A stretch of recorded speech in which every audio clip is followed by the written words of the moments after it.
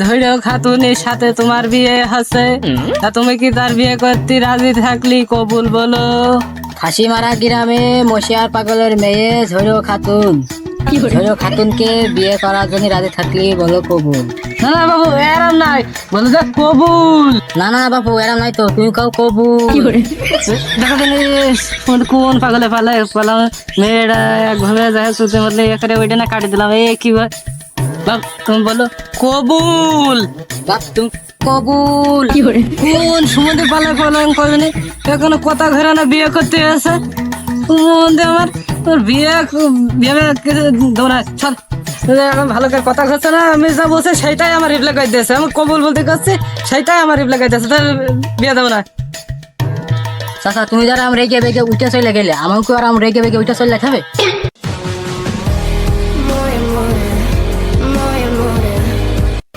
হাতে দিয়ে মাথা ফাঁকি দেবো না, কি করি রে, আমার তো রাগ গায়ে ধরলে না। চাচা তোমার আরাম করে ছেলে তো থাকতে লাগে, তাহলে থাকতে দাও। দেখি তো সম্বন্ধে ছেলে ছাড় এখান থেকে। খালি মানে চাচারও আমাকে ফেলতে হবে।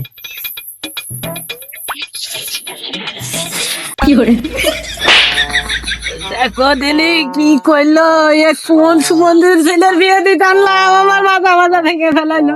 তোমাদের দেখি তো, দেখি তো।